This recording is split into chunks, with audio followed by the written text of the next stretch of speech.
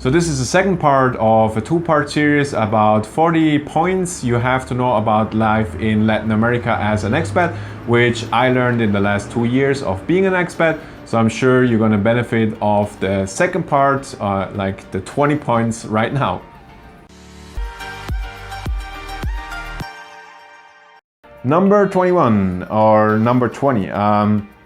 Gringo Prices, a lot of expats come here and they fear the notorious Gringo Prices.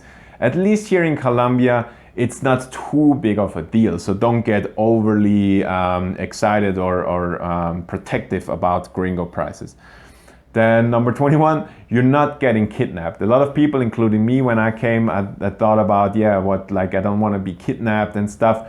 And I have a friend that said it once very, very good to a foreigner that was scared of being kidnapped. It's like, you're not as rich or you're not rich or important enough to be kidnapped here in Colombia. So don't worry about that. Learn not just the language, but also the culture. So not just the language is different, but also the culture is different. For example, you have to be more polite here to be not perceived as rude.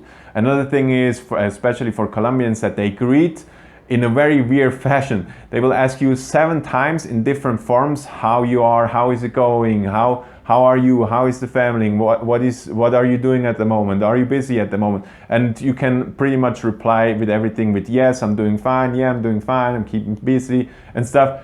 These are all kind of cultural differences you have to learn as well if you want to be, let's say, an efficient expat here in Latin America. Then don't be scared to get robbed. Of course, the Latin American stigma that is very, very unsafe is, yeah, everybody has that in mind. When I came, it was the exact same thing. I was on guard every second almost. But you don't really have to be more scared, let's say, than if you would go to New York City. I felt as unsafe or as safe here as I felt when I've been in New York City. So don't stress about that too much. Then in the first 2 months, stay on the beaten path. You don't really know in the first 2 months where exactly the bad neighborhoods are and the good neighborhoods are and all of those things. So if you're thinking about being an expat in a Latin American country, stay on the beaten path for the first month or 2 months. Then rent before you buy. This is a big one. Rent before you buy, and rent in the area you're thinking about buying. There's so many things you don't even know that you don't know, which you have to learn, and you rather learn that before you buy, and you're not kind of stuck in one place because you can't sell the property afterwards because, I don't know, some kind of thing you didn't even know existed happened. Then renting in Colombia is unfortunately very, very hard. Renting a furnished apartment is easy, but of course you will spend a little bit more. But for the first couple of months it's okay. But once you want to do the jump to an unfurnished apartment, it's a freaking hassle.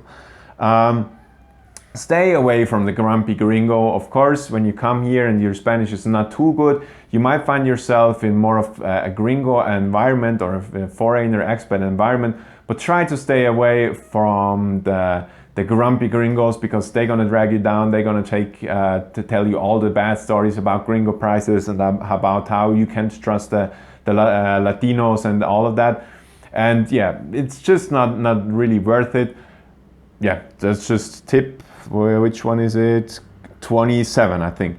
Then 29, but connect with the nice gringos, so with the nice expats. So the funny thing is, you get a lot of really, really good foreigners here in Latin America and a lot of bad foreigners. So the good foreigners, usually they have a very interesting story. They went from their home country to find another life in another country. So of course, naturally, they're interesting people. So try to stay away from the grumpy gringo and try to find interesting expats. Then always, and this is I think a life lesson, always add 20% to your budget. I will leave it at that. Don't plan to start a business that makes money in Latin America. We've seen that all the time. People coming here and trying to find a way to make money for their living if they don't really have a lot of savings. So let's say they have 6 months saving, they try to open a restaurant to make them money to be able to live here. Most probably this won't work out. So try to not come here to Colombia to start a business to get income in the first couple of, I would say, not even months, but years. Gringo is not an insult, so I'll leave it at that. That's just Latin America how it is. And neither is fatty, skinny, light guy, negro. These are all things that are in the Latin culture which are not rude at all. So you can call somebody, not everybody does that. People are starting to not do that anymore, especially let's say in the higher classes.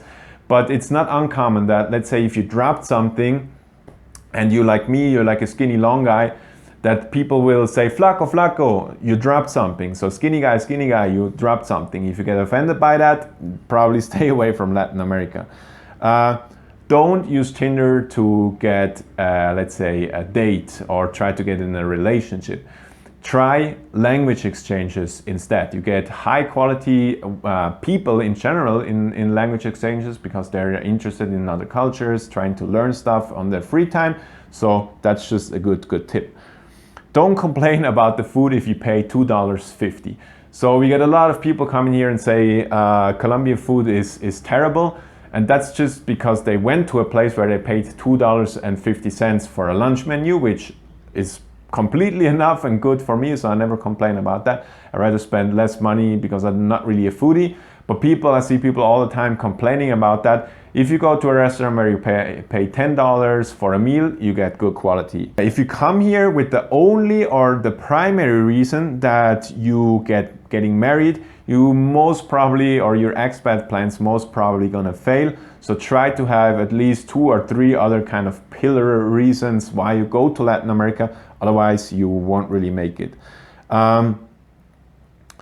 Getting friends is a chore. I think that's number 36. Getting friends is a chore. We get a lot of people that go back to their home countries because they couldn't really make friends here, and they complained of making friends when the only not making friends when the only thing that they did was sitting back home being on a Facebook group or whatnot.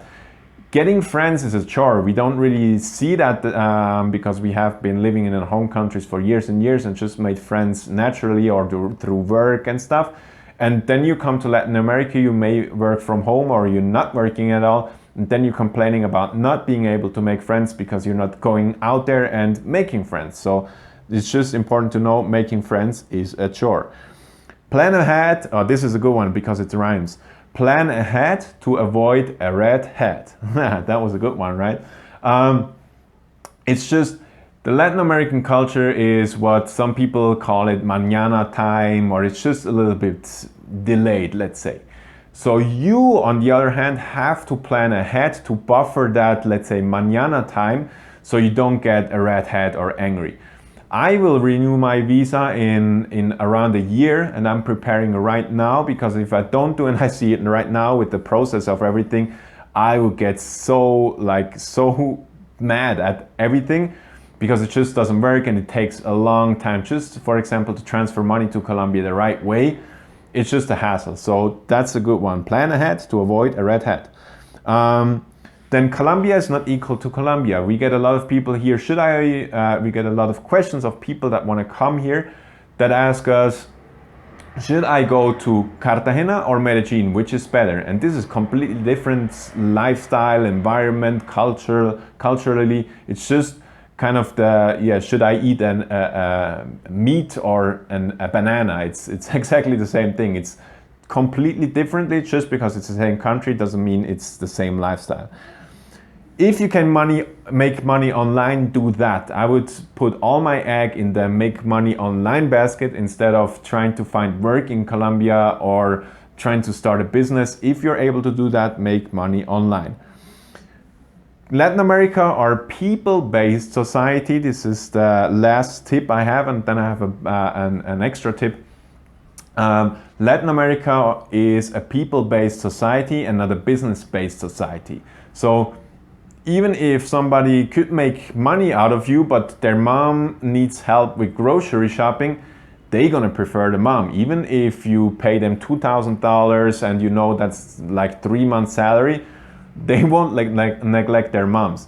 And it's the same thing in general. So we foreigners get mad usually because we think like, I just want to throw money at them to solve my issues, but they don't really even want to take my money. So what do I have to do? And that's just the thing, it's a people-based society, so try to build relationships and then work off of that instead of having money and thinking that everything's gonna work out fine. So these were my 40 points. I have one additional point. There is a free relocation guide we set up on our website like months and months ago, and I think it's a very good resource if you're really actually thinking about moving abroad. This Colombia relocation guide, it's for free, completely for free. It's on the website, and it puts you step by step through the most important points you have to watch. And again, if you want to go more into the nitty-gritty, we have the Medellin video course, which goes into detail about the good and the bad and the ugly in Medellin. That was already it for this video. I don't want to make it longer. I think it's longer than I planned it, but it was quite fun to go rapid fire through that. I'm completely smothered right now because I talk so much. Yeah, let's end the video here. Hope to see you in the next one.